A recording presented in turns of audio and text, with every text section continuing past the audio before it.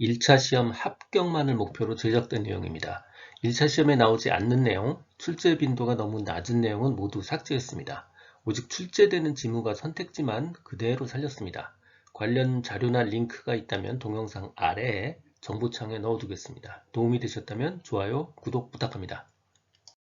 직업심리학 12장 타당도입니다. 역시 매번 한 문제 정도 출제됩니다. 타당도란 측정하고자 하는 바를 얼마나 정확하게 측정하고 있는가를 의미하는 거예요. 예를 들어서 수리 능력을 측정하고 싶은데 언어 능력을 시험 보고 있어요. 언어 능력을 측정하고 있어요. 그 타당도가 없는 겁니다. 직업상담사 시험을 보고 있는데 대학 수학 능력 검사를 문제가 섞여 있어요. 이거 역시 타당도가 없는 오답에 해당됩니다. 타당화 과정이란 타당화시키는 과정이죠. 그러니까 이러이러이러한 과정입니다. 어떤 거냐면 특정한 종류의 한 검사로 측정하려는 행동 표본, 곧 측정하고자 하는 바겠죠. 그게 삶의 곳곳에 나타나는 행동을 얼마나 잘 대표하는지, 얼마나 정확하게 측정되고 표현되어지는지에 대한 문제를 해결하려는 과정입니다. 좋은 심리검사 조건이요. 신뢰성 있고 타당성 있고 표준화되어 있어야 돼요. 좋은 심리검사 조건, 신뢰도, 타당도, 표준화입니다. 타당도의 기준에 해당하지 않는 거요. 먼저 오답 먼저 확인할게요. 표본 집단의 크기입니다. 표본 집단의 크기에 따라서 신뢰도는 바뀝니다. 신뢰도는 바뀌는데 표본 집단의 크기에 의해서 타당도가 영향을 받지는 않습니다. 타당도의 기준에 해당하는 거 먼저 준거 타당도란 뭐냐? 즉 어떤 준거에 의한 거고 그게 합리적이냐 이걸 따지는 게 준거 타당도의 의미고요. 내용 타당도요. 내용 타당도는 내용이 문항 제작이 잘 되어 있으며 행동 증거 수집이 적합한가, 내용적으로 문항 제작이 잘 되어 있고 행동 증거 수집이 적합한가 라는 의미입니다. 이 내용 타당도는 검사 전문가의 의견이 제일 중요해요. 검사 전문가가 어떤 의견을 가지고 있는가 역시 내용 타당도에 해당하는 문제입니다. 신뢰도와 타당도요. 타당도는 측정하고자 하는 것을 타당하게 측정하고 있는가의 문제고요. 신뢰도는 결과가 일관성 있게 나오느냐의 문제입니다. 신뢰도는 일관성의 문제고요. 즉 타당도는 타당하게 측정하고 있는가의 문제입니다. 어떤 특정 검사가 직무수행 성공과 밀접하게 관련이 있다는 게 입증이 됐어, 확인이 됐으면요. 즉 측정하고자 하는 게 결국 직무수행의 성공이었겠죠. 그러니까 그 검사는 당연히 타당도가 확립된 검사입니다. 만약에 지능을 측정한다면서 체중계로 체중을 쟀어요. 그러면 결과는 반드시 일관성 있게 나오니까 당연히 신뢰도는 높죠. 신뢰도는 높지만 쓸데없는 걸 쟀으니까 타당성은 없는 검사에 해당되는 겁니다. 타당도와 신뢰도의 관계는요. 신뢰도가 기초고요. 신뢰도가 바로 밑에 층에 있는 기초고요.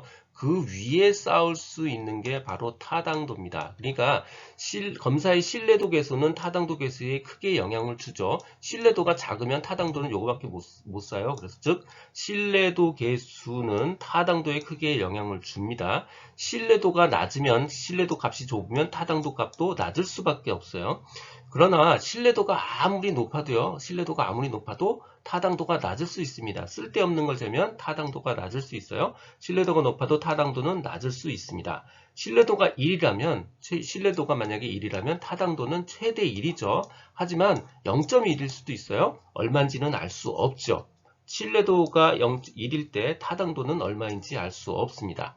검사의 타당도, 검사는 어느 정도 실용도를 가지고 있어야 돼요. 즉 검사를 사용했을 때 얻는 이익이 그 실용도를 능가해야 됩니다. 검사는 결정 과정에 있어서 다른 정보 자원이 제공할 수 없는 어떤 독특한 정보, 의미 있는 정보를 당연히 제공할 수 있어야 되죠. 검사를 사용했을 때 단순히 집단위 기본 구성 비율에 의해서 맞출 수 있는 확률, 우연히 맞히는 어떤 그 최대값보다는 당연히 더 정확한 결정을 내릴 수 있어야 됩니다. 우연히 맞히는 것보다 더 정확하게 맞춰야 되는 거, 이거 너무 당연한 얘기예요. 타당도의 결과가 적어도 통계적 의미 있는 관계보다 우연적 관계를 더 보여줘야 된다. 잘못된 거예요. 우연적 관계값이 의미 있는 관계값보다 더 크다. 오답이에요. 타당도 결과는 당연히 우연값보다 의미 있는 값이 의미값이 더 커야 됩니다.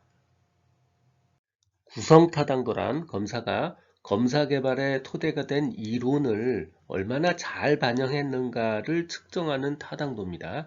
다시 표현하면 이론의 개념을 얼마나 제대로 측정하고 있는가, 이론적 개념의 구성인자를 얼마나 제대로 측정하고 있는가를 나타내는 타당도예요.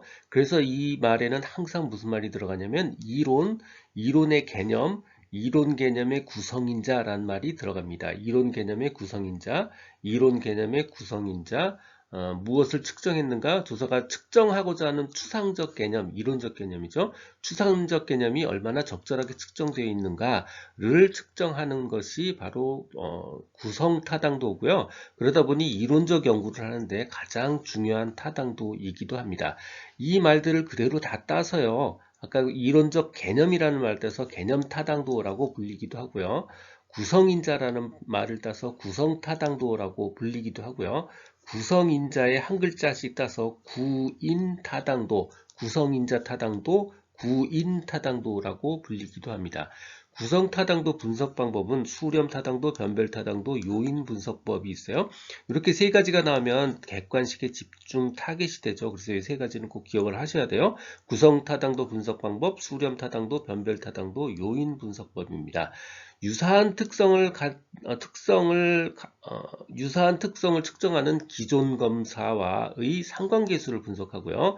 그 반대로 유사한의 반대인 관계없는 개념을 측정하는 검사와 상관계수를 분석합니다. 그래서 유사한 개념을 갖는 기존 검사와의 검사에서는 상관계수가 높아야 좋은 거고요. 관계없는 개념과의 검사는 상관계수가 낮아야 정상이죠. 확인적 요인 분석법이 또 있고요. 실험을 통한 집단 간 차이 검증을 하기도 합니다. 여기서 오답지에 기억해야 되는 게 하나 있어요. 구성 타당도에는 기대표 작성을 하지 않습니다. 구성 타당도는요, 오답이에요. 기대표 작성을 하지 않습니다. 기대표 작성은 준거 타당도 분석 방법입니다. 구성 타당도에는 수렴 타당도, 변별 타당도, 요인 분석법이 있습니다. 다시요. 수렴 타당도, 변별 타당도, 요인 분석법이 있습니다. 수렴 타당도는 검사가 측정하고자 하는 것, 그거와 관련이 깊은 속성과 실제로 높은 상관관계를 가지고 있는지를 측정하는 거예요. 자, 예를 들어서요. 내가 IQ를 측정하고 싶어요. 측정하고 싶은 게 IQ예요. IQ를 측정하고 싶은 건데 그거하고 관련이 깊은 속성이라면 예를 들어서 암기력 같은 게 있겠죠. 그래서 IQ와 암기력이 실제로 서로 높은 상관관계를 가지고 있는지를 측정해 보는 겁니다. 당연히 높은 상관관계가 나오겠죠. 그러면 수렴 타당도가 높은 겁니다. 자, 반대로요. 검사가 측정하고자 하는 것과 관련이 없는 속성과 상관관계를 뒤지면 당연히 상관관계, 즉 상관계수는 낮은 값이 나오겠죠. 자, 예를 들어서 IQ를 측정하고 싶은데 예를 들어서 몸무게하고 상관관계를 재면 상관관계는 낮겠죠. 상관계수는 낮게 될 겁니다. 그러면 상관계수가 낮을 때 비로소 변별 타당도가 높은 겁니다. 상관계수 값이 낮아야 변별 타당도가 높은 겁니다. 왜냐하면 관련이 없는 속성하고 쟀기 때문에요. 자, 오답이에요. 구성 타당도가 높으려면 수렴 타당도는 높아야 되지만 변별 타당도는 낮아야 된다. 아닙니다. 수렴 타당도도 높아야 되고요. 변별 타당도도 높아야 구성 타당도가 높은 겁니다. 마지막으로 요인 분석법이요. 요인 분석법에서 집중해야 될 부분은 바로 이 부분이에요.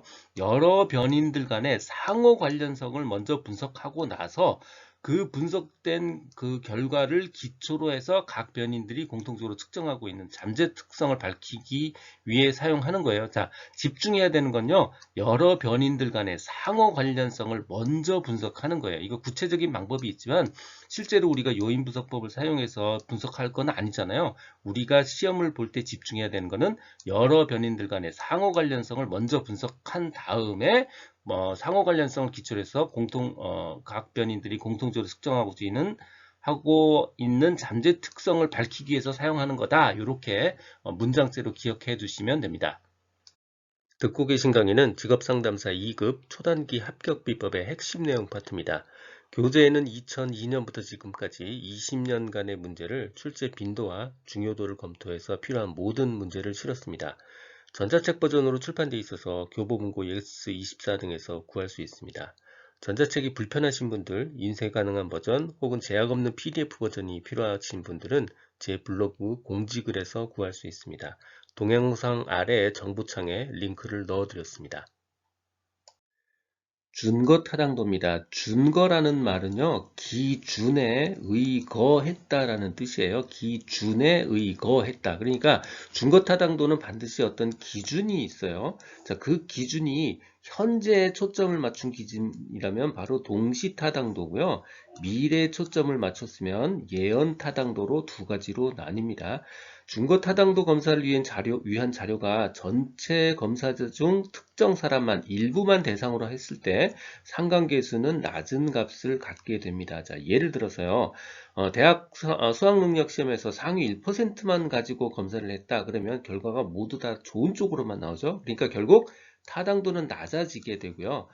입사한 사람만 가지고 검사하면 다 입사를 했으니까 한쪽으로 몰리죠. 마찬가지로 타당도가 낮아집니다. 모든 사람들을 포함해야 좋은 사람, 나쁜 사람 이렇게 반분이 돼서 타당도가 높은 타당도를 갖게 됩니다.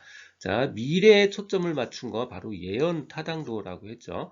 검사의 점수와 나중에 실제 직무와의 수행 수준이 관련성이 높다고 예측하는 겁니다. 그러니까 지금 검사 점수가 높으면 이 사람 나중에 일을 되게 잘할 거야 라고 예측하는 타당도, 이게 바로 예언 타당도고 예측 타당도예요. 검사 점수도 숫자고 수행 수준도 나중에 시간이 지나면 계측 가능한 숫자니까 모두 수치니까 타당도 계수로 나타나기가 굉장히 쉽습니다. 그런데 예언 타당도는 미래의 결과가 나와야 시간이 지나야 나오니까 결국 타당도를 구하는데 시간이 많이 걸리는 단점이 있고요.